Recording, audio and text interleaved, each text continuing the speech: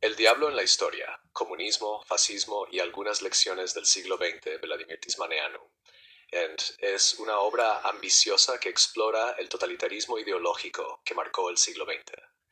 A través de un análisis comparativo del comunismo y el fascismo, el autor argumenta que ambos representan movimientos revolucionarios que intentaron reconstruir la sociedad basándose en la pureza ideológica y en la negación de la libertad individual.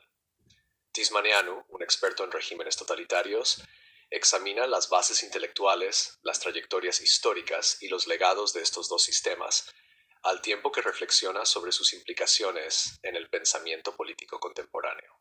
Este ensayo explorará los principales argumentos de El diablo en la historia, centrándose en su tesis central, su marco comparativo y las lecciones generales que extrae de la experiencia totalitaria del siglo XX.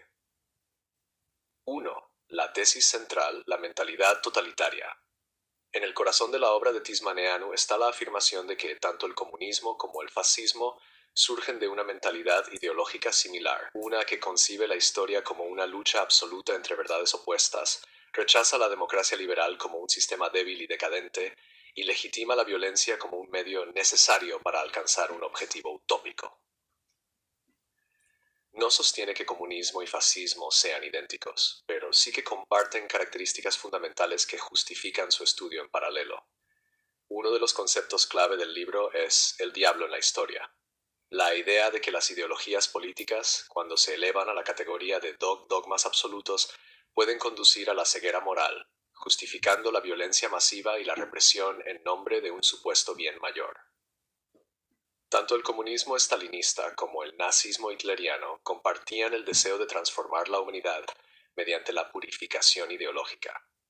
Para los nazis, esta purificación se definía en términos raciales, para los comunistas en términos de lucha de clases. Esta perspectiva desafía la visión común de que el comunismo, a pesar de sus atrocidades, era fundamentalmente más humano que el fascismo. Tismaneanu critica la tendencia de ciertos intelectuales occidentales a minimizar los crímenes del comunismo, mientras condenan el fascismo como el mal absoluto. Insisten que ambos sistemas causaron un sufrimiento humano sin precedentes y deben ser entendidos como expresiones de un mismo impulso totalitario. 2. Comunismo y fascismo, una perspectiva comparativa. Tismaneanu compara sistemáticamente el comunismo y el fascismo en varios aspectos, incluyendo sus fundamentos ideológicos, sus estructuras políticas, su uso del terror y sus métodos de control social. 2.1. Fundamentos ideológicos. Ambas ideologías fueron rupturas radicales con el liberalismo clásico. El comunismo, basado en el marxismo-leninismo, veía la historia como una lucha de clases que culminaría en una revolución proletaria y en la creación de una sociedad sin clases ni Estado. El fascismo, en cambio, rechazaba la lucha de clases en favor de la unidad nacional y racial, exaltando la supremacía del Estado, el militarismo y la necesidad de un líder carismático. A pesar de estas diferencias, ambas ideologías rechazaban los derechos individuales, la democracia y el pluralismo. Ambas promovían la idea de una verdad absoluta impuesta a través de la propaganda, la educación y el control estatal. Estructuras políticas y terror. Los regímenes comunistas y fascistas establecieron estados centralizados y autoritarios que dependían de la movilización masiva, la policía secreta y la represión política.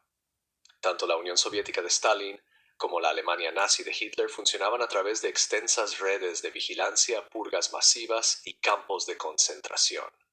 Tismaneanu destaca la similitud entre las purgas estalinistas y la noche de los cuchillos largos en la Alemania nazi. En ambos casos, los líderes consolidaron su poder eliminando no solo a enemigos externos, sino también a miembros de sus propios movimientos. Esta violencia autodestructiva es una característica distintiva de la política totalitaria, reflejando la paranoia inherente a la pureza ideológica. 2.3.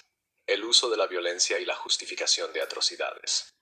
Otro de los temas más inquietantes del libro es el papel de la violencia en las ideologías totalitarias. Tanto el comunismo como el fascismo justificaron el asesinato en masa como un medio necesario para alcanzar un propósito histórico superior.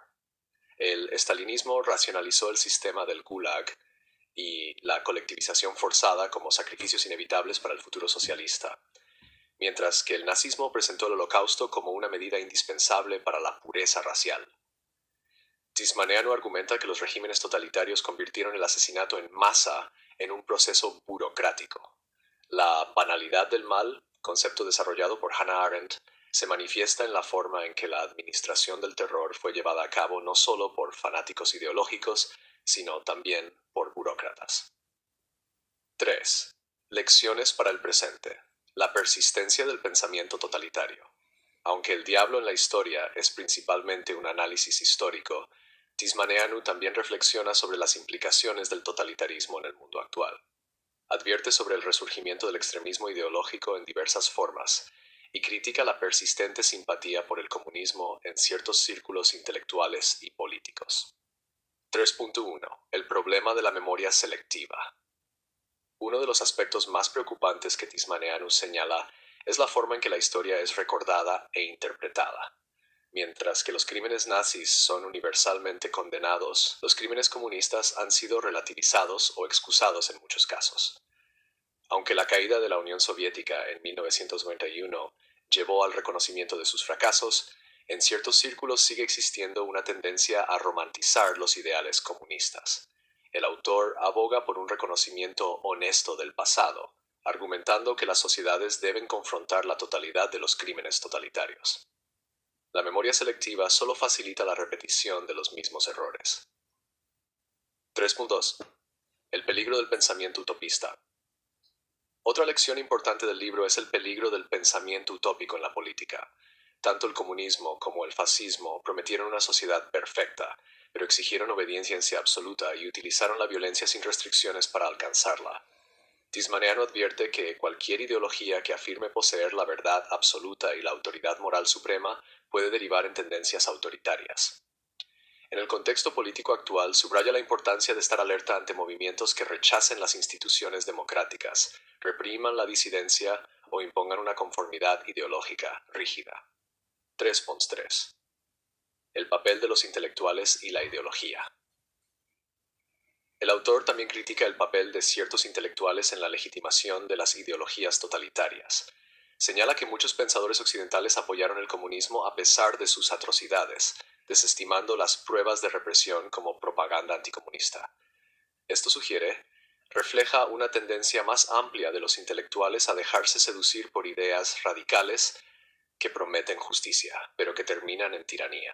Tismaneanu aboga por el escepticismo ante los dogmas ideológicos y por un compromiso con el pluralismo democrático, el debate abierto y la libertad individual como barreras contra el pensamiento totalitario. El diablo en la historia es un profundo análisis sobre la naturaleza del totalitarismo y sus lecciones para la política contemporánea. Al comparar el comunismo y el fascismo, Tismaneanu expone sus raíces ideológicas comunes, sus métodos de represión y su justificación de la violencia. El libro nos recuerda que los sueños utópicos, cuando se combinan con un poder sin límites, pueden convertirse en pesadillas. Solo a través de la memoria histórica, el compromiso con la verdad y la defensa de los valores democráticos, podemos evitar repetir los errores del pasado.